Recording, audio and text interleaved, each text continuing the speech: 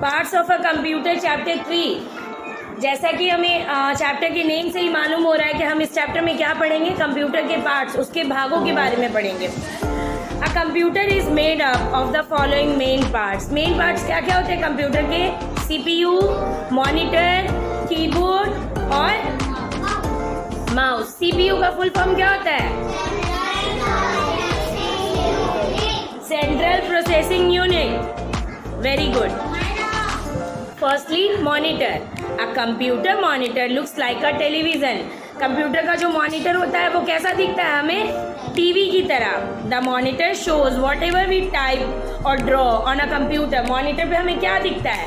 जो भी हम ड्रॉ करते हैं या जो भी हम राइट करते हैं, टाइप करते हैं, सॉरी राइट नहीं होगा, टाइप करेंगे, वो हमें मॉनिटर पे शो होगा। We can see movies and cartoons on it. हम इस पे कार्टून भी देखते हैं, हम इस पे फिल्म भी देखते हैं। The front portion of the monitor is called the screen display. जैसे मॉनिटर है, उसका फ्रंट पोर्शन जिसपे हमें चीज़ें विजिबल होती हैं, दिखाई देती हैं, वो क्या कहलाता है? स्क्रीन और डिस्प्ले। क्या कहलाता है? डिस्प्ले। अंडरलाइन करेंगे इस लाइन को। The front portion of the monitor is called the screen और डिस्प्ले। अंडरलाइन कीजिए द फ्रंट पोर्शन से लेके स्क्रीन और डिस्प्ले तक। Next is CPU. CPU stands for Central Processing Unit. The CPU is the brain of the computer. जैसे human body का brain होता है, ब्रेन के थ्रू हमारी फुल बॉडी वर्क करती है, वैसे ही कंप्यूटर जो भी काम करता है वो किसके तहत करता है? CPU के तहत। सेंट्रल प्रोसेसिंग यूनिट को अंडरलाइन करेंगे। The CPU is the brain of the computer. It controls all the other parts of the computer. ये अपने काबू में रखता है कंप्यूटर के सारे पार्ट्स को। इसके ही थ्रू, इसके ही कंट्रोल से कंप्यूटर में कुछ भी हम कर सकते हैं। It helps the computer to think and to work. ये मदद करता है कंप्यूटर को सोचने में और कार्य करने में। It is found inside the CPU box. ये कहाँ पाया जाता है? CPU बॉक्स के अंदर, है ना, इनसाइड ही पाया जाता है ना।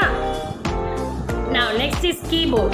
A keyboard looks like typewriter. Keyboard क्या हमें कैसा दिखता है? टाइपराइटर की तरह। It has many buttons on it call keys. इसके जो बटन्स होते हैं ये क्या कहलाते हैं? क्या कहलाते हैं?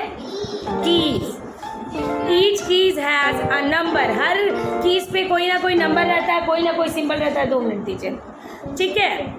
लेटर और वर्ड रिटन ऑन इट, उस पर लिखा रहता है।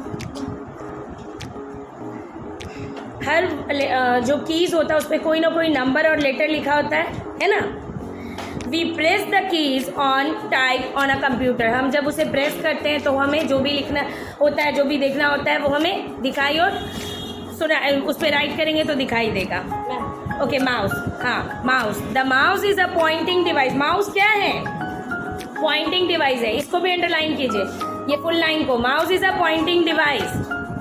We use the mouse to point at things on the computer. हम माउस का इस्तेमाल करते हैं किसी भी चीज़ को मॉनिटर पे पॉइंट करने के लिए। जहाँ पे भी जाना है तो मॉनिटर से पॉइंट किया, दिख जाएगा। It also helps to draw pictures and play games. और मदद करता है खेलने में, इन सब चीज़ों में। The computer mouse usually has 2 buttons and a wheel on the centre. बीच में एक व्हील होता है, लेफ्ट और राइट बटन्स होता है ना। ठीक है, आज के लिए इतना ही। Okay, English composition full marks 10, यानी कि English literature, English grammar, English composition, तीनों को मिला के हमारा इंग्लिश कंप्लीट होता है। फुल मार्क्स 30 है। 10 marks English literature, 10 marks English grammar and 10 marks English composition.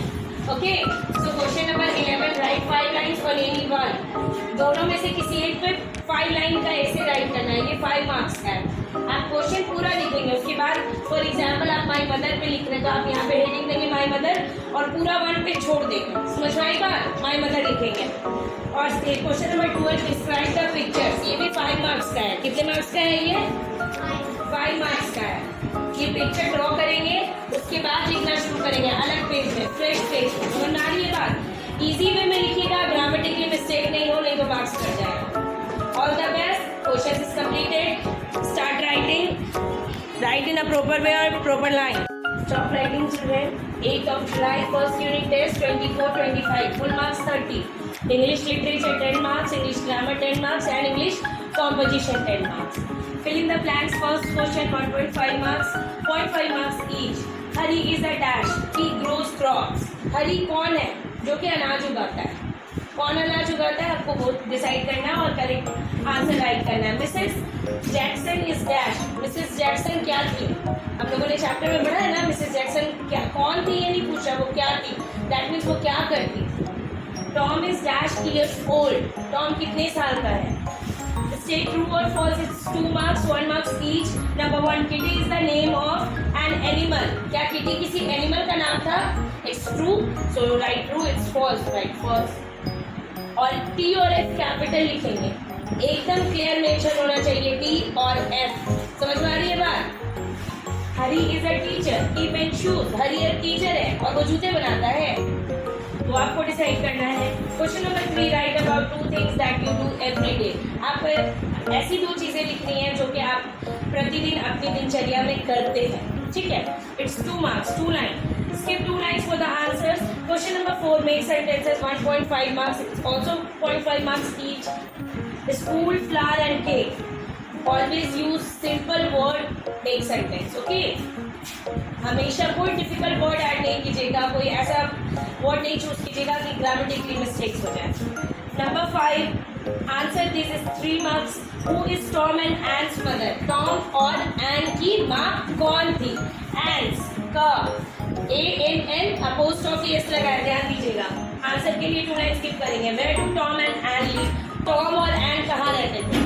I hope everybody understood the question. Any doubts? Any confusion? जितने भी क्वेश्चंस मैंने दिए ऑलरेडी रिटन है, कंप्लीट है. Okay, all the best. Today is 8th of July और as usual अभी भी unit test चल रहा है. और यूनिट टेस्ट जब होता है तो साथ में क्लासेस भी होते हैं रेगुलर. हाँ, क्लासेस हाफ हो जाते हैं क्योंकि यूनिट टेस्ट फर्स्ट हाफ में होता है और सेकेंड हाफ में क्लासेस होता है. तो बस एज यूजल हमारा डे चल रहा है. कल संडे था, आज मंडे है, तो आज तो वैसे ही बहुत ज़्यादा हेक्टिक है. नाम नहीं है.